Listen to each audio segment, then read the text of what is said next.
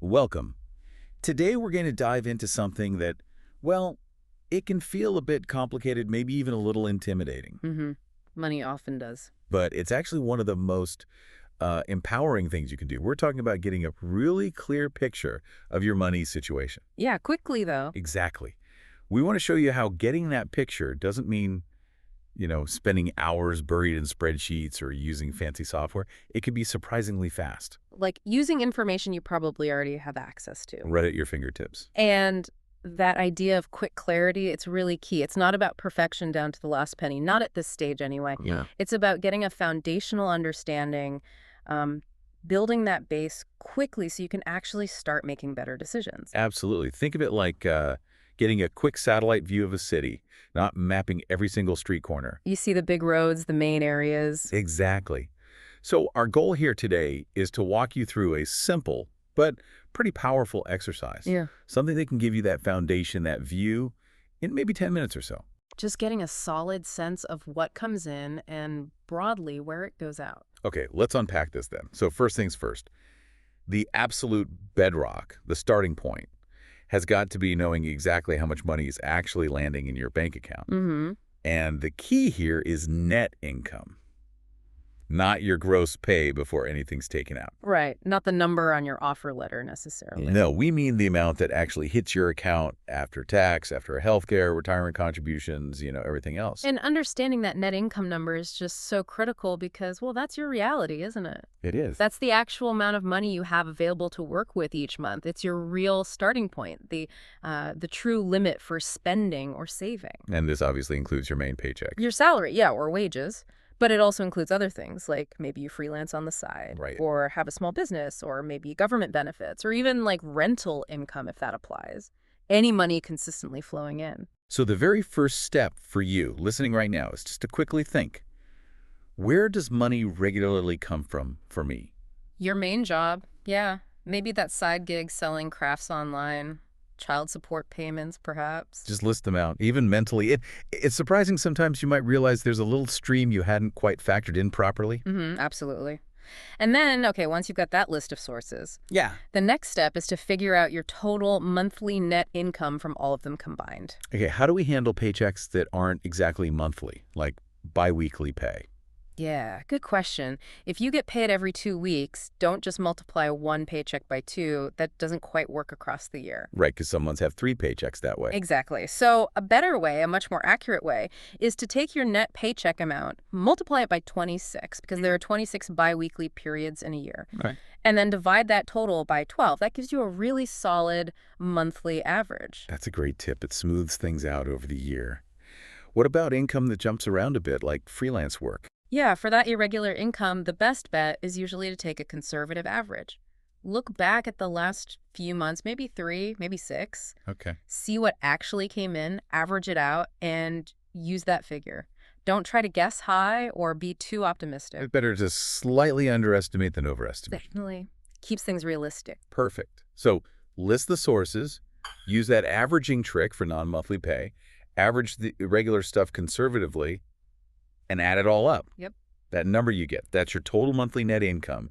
That's the pool of money you actually have to work with each month. Just take a second now, maybe jot it down or picture it in your head. What does that number look like for you? Okay, so once you've got that income figure nailed down, what's coming in the next big step is getting a quick handle on where it's typically going. Mm-hmm. And again, the focus here isn't on tracking every single coffee purchase just yet. No, it's more about a swift, kind of honest estimate of the major categories, Oh. the big buckets of spending. Right. And a really helpful way to simplify this is to think about your spending in just 2 main types: fixed expenses and variable expenses. Understanding that difference is key because it instantly shows you where you've got wiggle room and where things are, well, pretty set in stone. Let's talk fixed first. These are the costs that are generally predictable, right? Pretty much the same amount every month. Yeah, the non-negotiables often. Like your rent or your mortgage payment, that's usually the same. Yeah. Car payment, student loans, insurance premium. Car insurance, home insurance, renter's insurance. Yeah. And maybe some subscriptions too, like streaming services or a gym membership if it's a fixed monthly cost.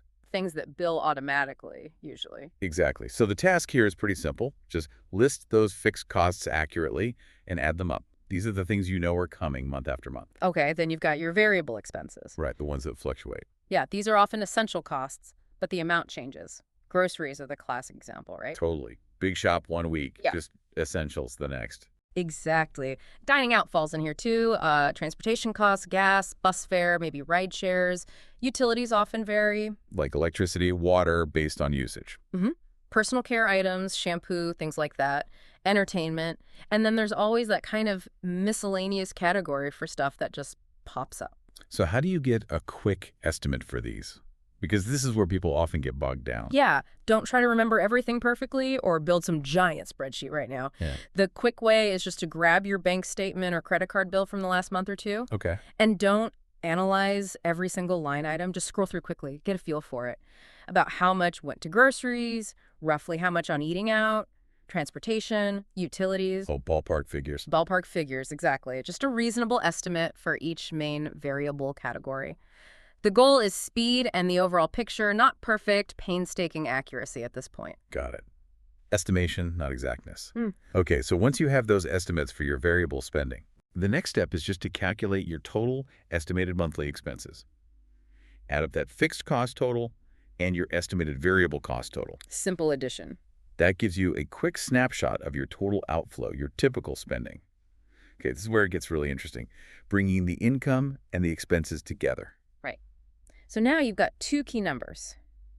Your total monthly net income and your total estimated monthly expenses. What comes in, what goes out, roughly. Exactly. And the core insight comes from figuring out your net financial flow, which sounds fancy, but it's just simple subtraction. Take your total income, subtract your total estimated expenses. Income minus expenses. And the result of that calculation tells you basically instantly where you stand with this quick snapshot. Yeah. If that number is positive, that's a surplus. Meaning more money is coming in than going out based on these estimates. Right. And that surplus isn't just like leftover money. It's potential. It's the money you can consciously direct towards your goals. Like building up an emergency fund, starting to invest, maybe paying down debt faster than the minimums. It gives you options. Okay. And what if the number is negative? If it's negative, that means you're looking at a deficit. Hmm. Based on your estimates, your spending is currently higher than your income. Which can feel not great. It can, but it's really important not to see it as like a judgment or a failure. It's just information. It's crucial information. Crucial insight. It clearly shows that based on current habits, something needs to adjust. It's a signal, not, a final verdict.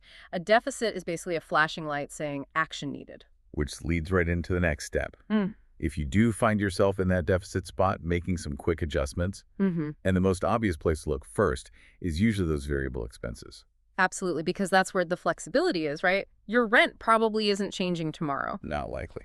But how much you spend on, say, eating out or entertainment or even groceries, that can often be tweaked relatively quickly. So like cooking more at home instead of ordering takeout. That's a big one for many people. Or maybe look back at those subscriptions you listed under fixed costs. Are you actually using all of them? Could one or two be canceled? Good point. Or maybe finding slightly cheaper ways to get around. Exactly. Even small changes in these variable areas, if you stick with them, can really add up over time and help close that deficit gap. Yeah, a cumulative effect is powerful. So just take a moment now. Think about your own variable spending, the eating out, the fun money, the miscellaneous stuff.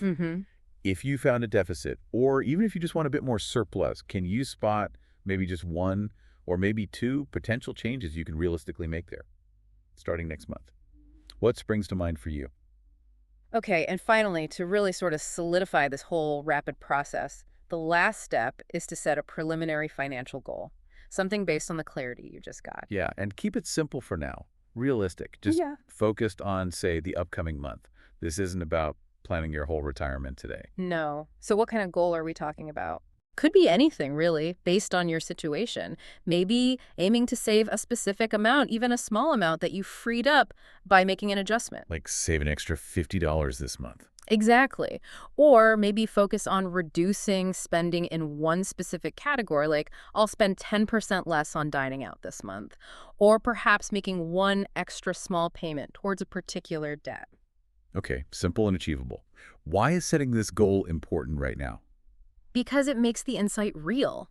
It turns that number you calculated, that surplus or deficit, into actual action. It reinforces your commitment, gives you immediate direction, and starts building momentum based on this new understanding you have. It connects the knowing to the doing.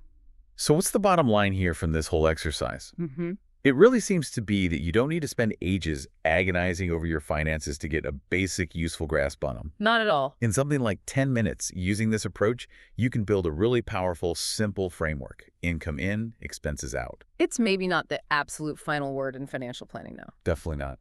But it's such a crucial first step. It gives you that immediate snapshot of your net flow, points you towards where adjustments might be needed or where you have potential. It sets the stage. Sets the stage for taking more intentional control, making more informed decisions going forward. Yeah, that speed, that clarity, and the fact that it's immediately actionable, that's really the power here.